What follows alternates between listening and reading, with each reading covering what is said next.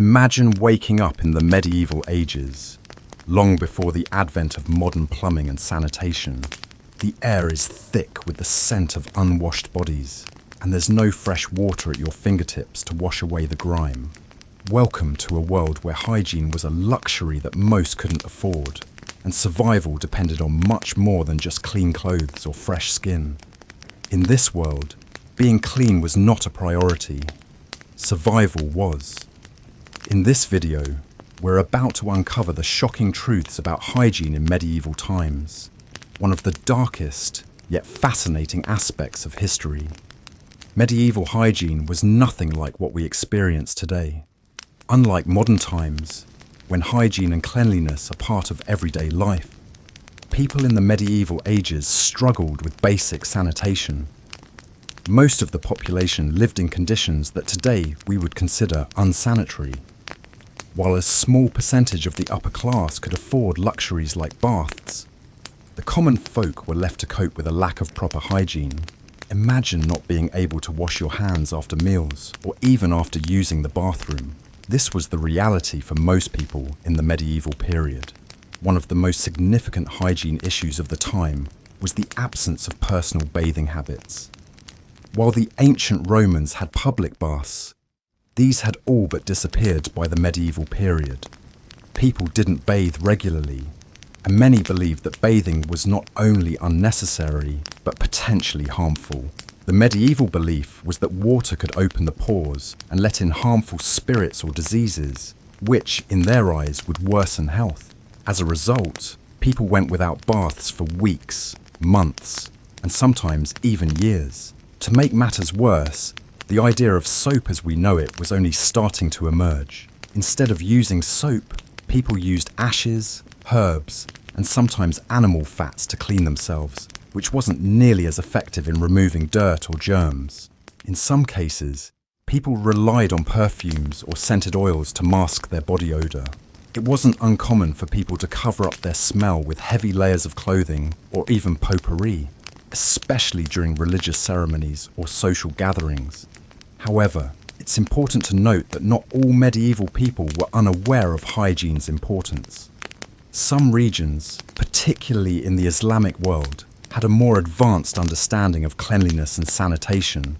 In cities like Baghdad, public baths were common, and scholars were already writing about hygiene and disease prevention.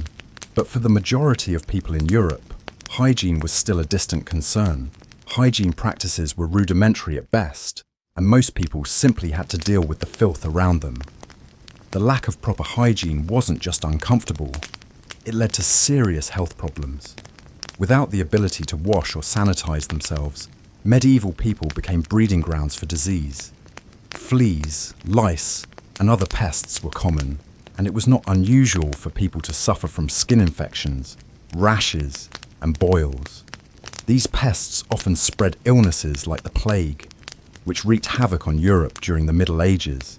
With poor sanitation and the lack of modern medicine, survival was a daily struggle. In addition to personal hygiene, there was little attention given to public sanitation.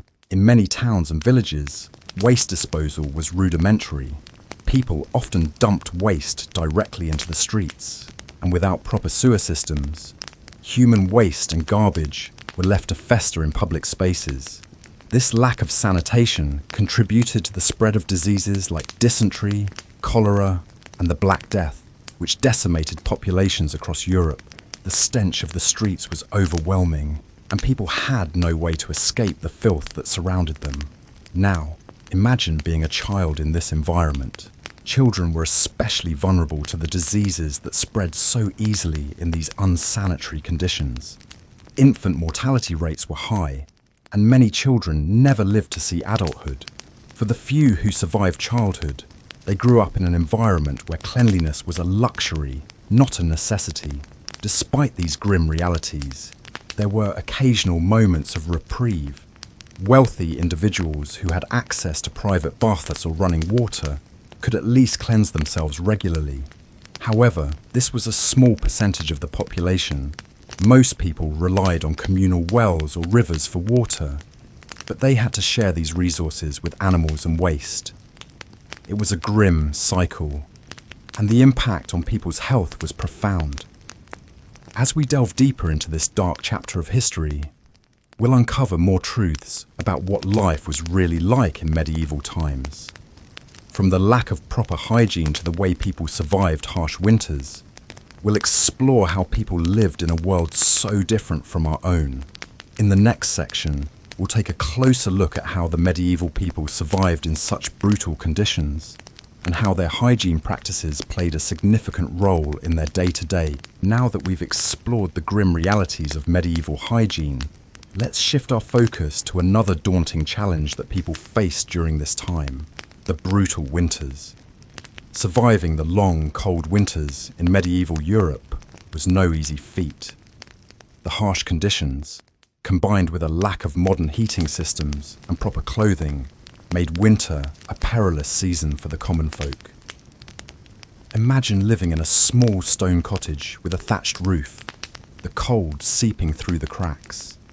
The days are short, and the nights are long and freezing. There is no central heating or insulation, and the only source of warmth is a small fire that burns in the hearth. People huddled around these fires, hoping to stave off the chill, but it was often not enough to keep the bitter cold at bay. The cold could easily penetrate the thin walls of medieval homes, making life inside just as uncomfortable as life outside. Food was another major concern during the winter months.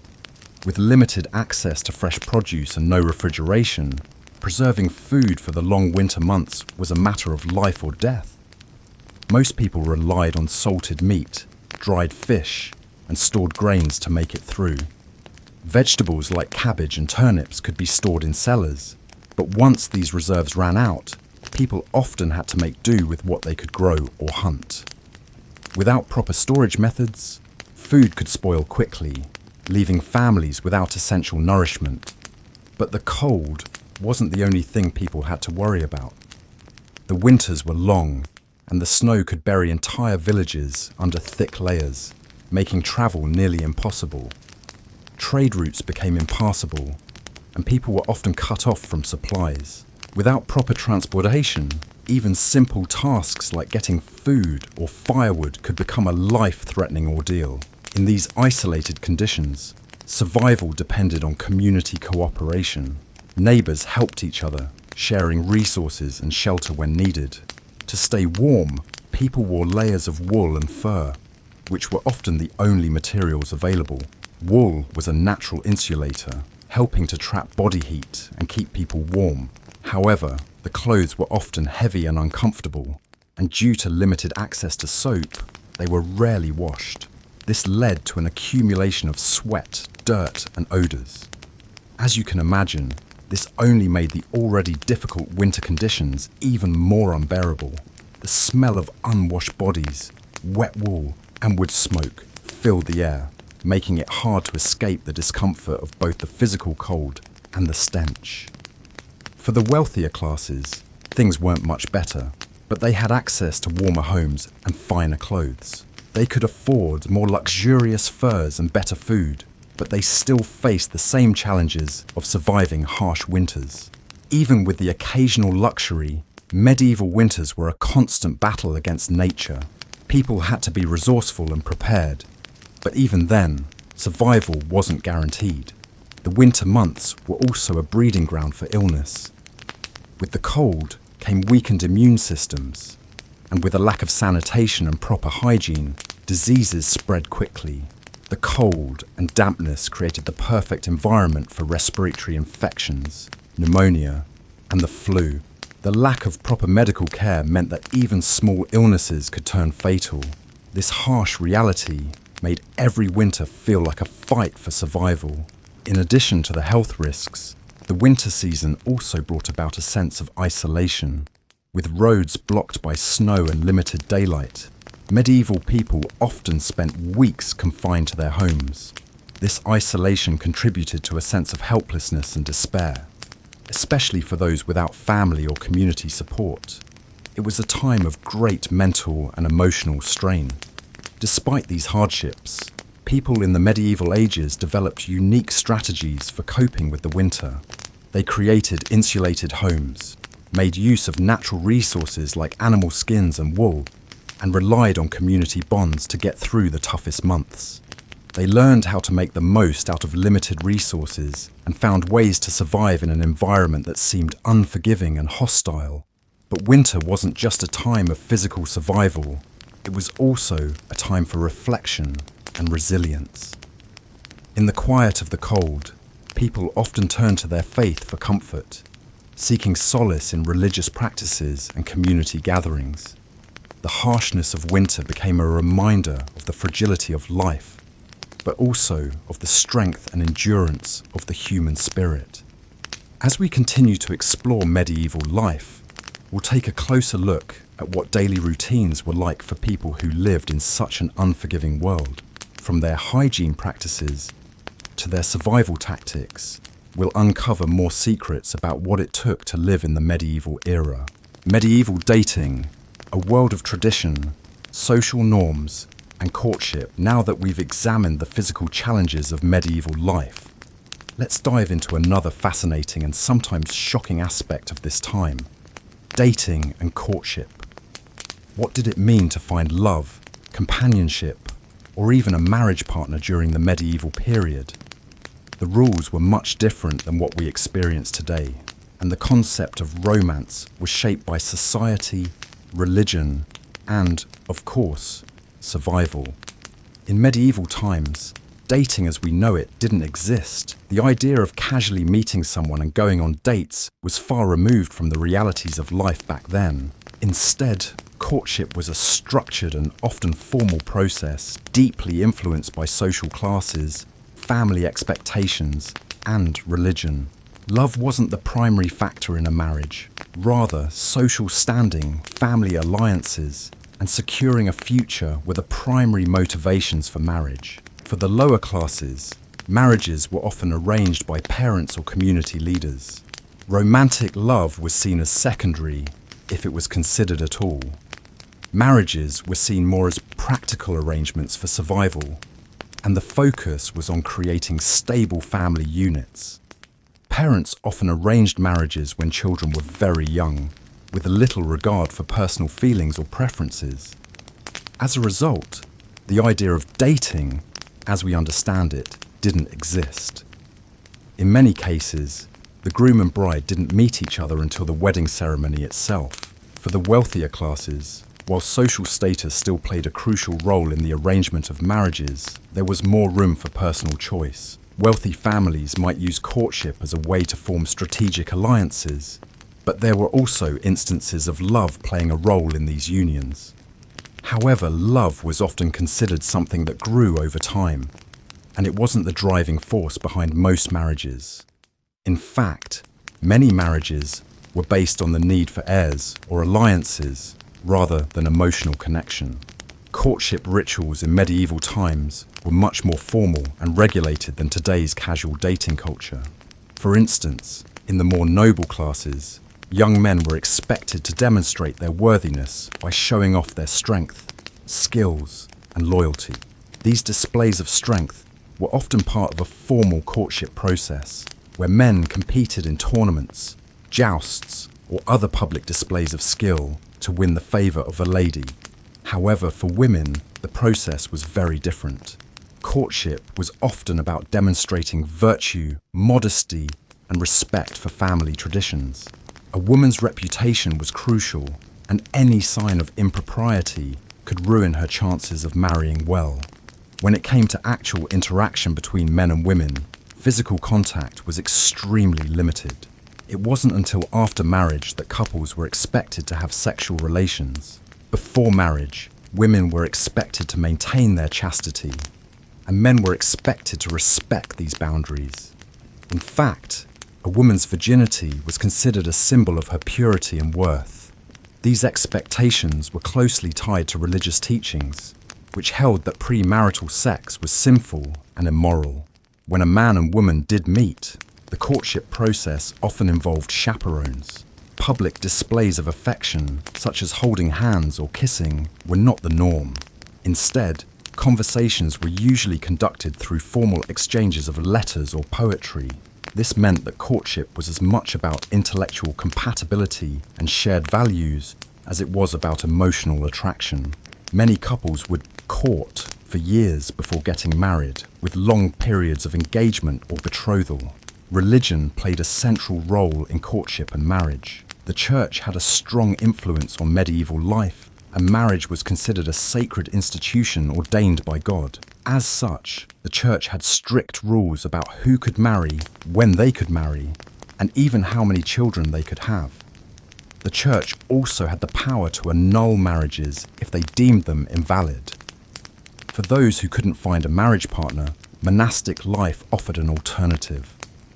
Nuns and monks devoted their lives to prayer, religious service, and isolation from the secular world. For many, the idea of marrying for love was a luxury. The majority of the population married for security, to protect their family's future, and to ensure that their lineage continued. This sense of practicality extended beyond marriage to the very idea of dating or finding a partner. In a world where survival was the priority, courtship was more about social structure than romantic fantasy. Despite the strict rules and social expectations surrounding dating, the medieval period was not devoid of romantic love. Stories of knights and ladies, tragic love affairs, and epic romances filled literature and the imaginations of many. In fact, the concept of courtly love was idealized in medieval literature. Survival in the medieval world, a daily struggle for life. Having explored the harsh realities of hygiene and dating in medieval times, it's now time to take a deep dive into how people survived the brutal conditions of the era. The medieval world was unforgiving, and survival was a daily struggle. From famine and disease to the constant battle against the elements, life was harsh and often short. In this section, we'll uncover how medieval people managed to stay alive, from their basic survival tactics to the resilience they demonstrated in the face of adversity.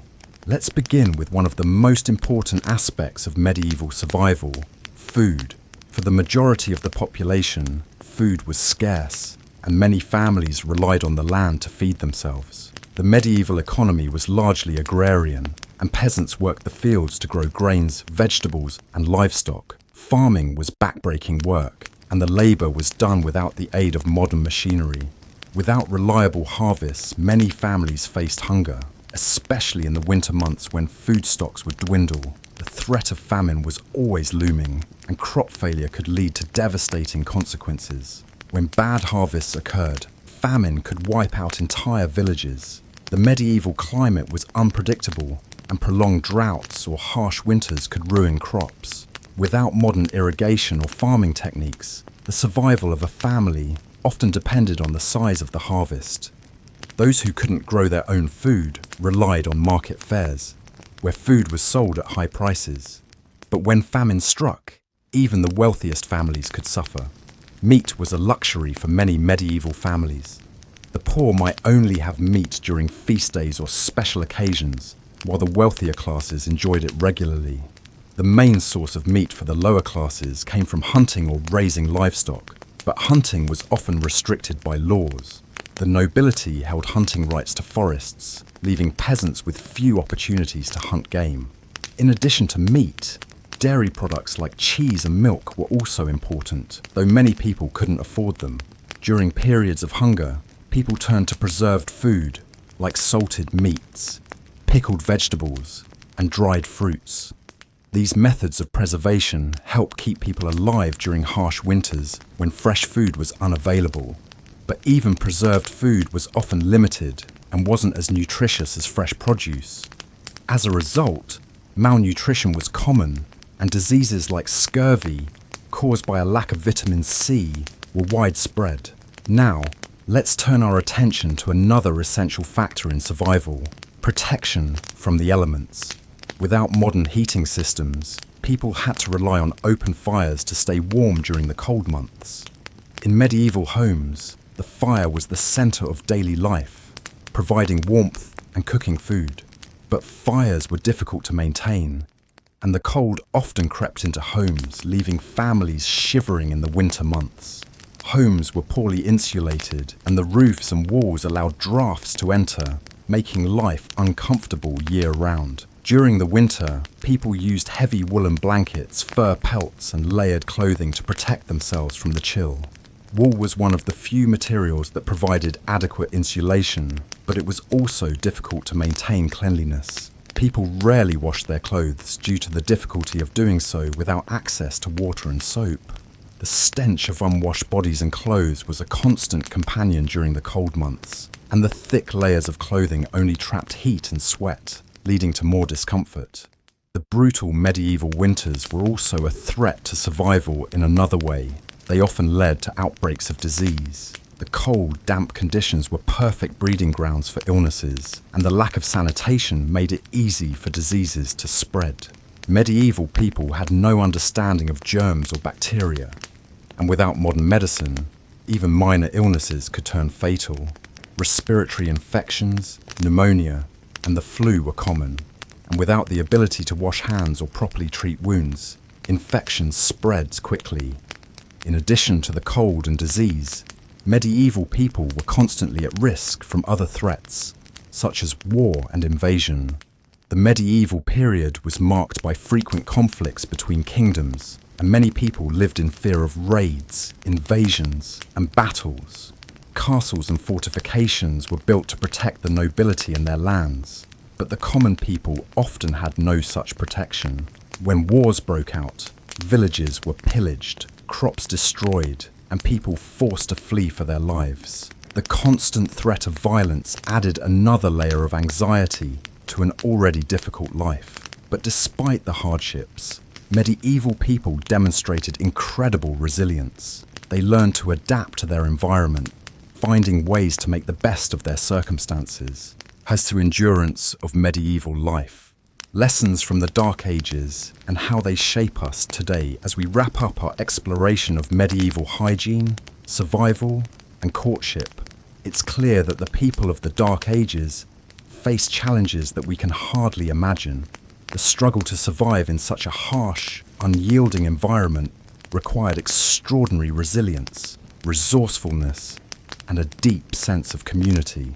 Despite the hardships they endured, the medieval period left behind lessons that still influence the world today. So, what can we take away from this era, and how does it shape the world we live in now?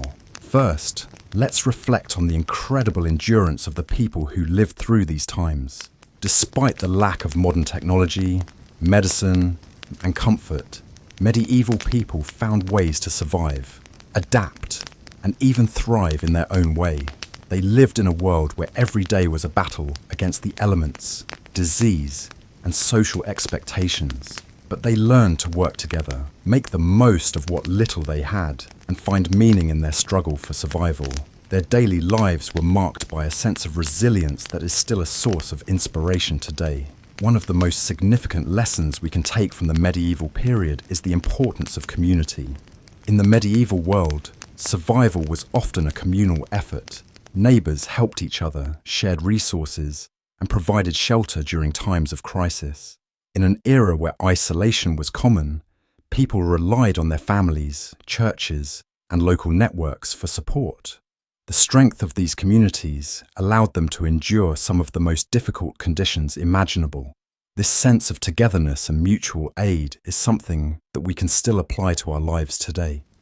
In times of crisis, it's important to remember that we are stronger together and that the bonds we form with others are essential to our well-being. Another valuable lesson from the medieval period is the importance of resilience in the face of adversity. The people of the Dark Ages didn't have the luxury of modern conveniences or scientific knowledge, but they managed to survive through their ability to adapt to their environment. They learned to make the most of their resources, whether it was through the use of natural materials for clothing or the preservation of food for the winter months. They understood the necessity of hard work and the importance of preparing for the future. This resilience in the face of challenges is something we can all learn from, especially in today's world where uncertainty and change are constant. While hygiene may not have been a priority for the majority of people in medieval times, it's fascinating to see how far we've come. Modern society places a high value on cleanliness and personal hygiene, and it's something many of us take for granted. But the medieval period shows us how essential hygiene is for health and survival. The simple act of washing hands or bathing regularly has had an enormous impact on public health throughout history.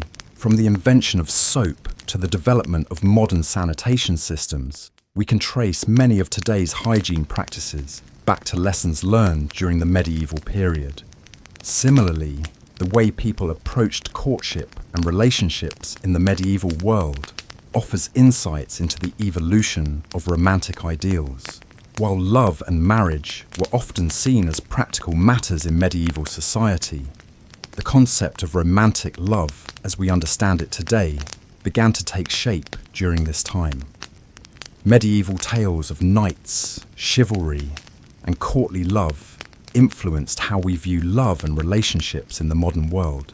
Today, we see a greater emphasis on romantic love, but it's important to remember that these ideas have roots in the medieval period, where they were nurtured through literature and social norms. Finally, the medieval world reminds us of the fragility of life and the importance of making the most of our time. People in the Dark Ages lived under constant threat from disease, war, and the harshness of nature. Life expectancy was much shorter than it is today, and every day was a gift. In the modern world, where many of us have longer life expectancies and greater access to healthcare, it's easy to take our time for granted. But the medieval period offers a poignant reminder to appreciate what we have, to cherish our loved ones, and to live with purpose. As we conclude this journey through the Dark Ages, it's important to remember that history is not just a collection of facts and dates. It's a mirror that reflects who we are today. The struggles, resilience, and ingenuity of medieval people have shaped the world we live in, and their stories continue to inspire us. The lessons we've learned from the past can help us navigate the challenges of the present and future as we strive to build a better, more resilient world.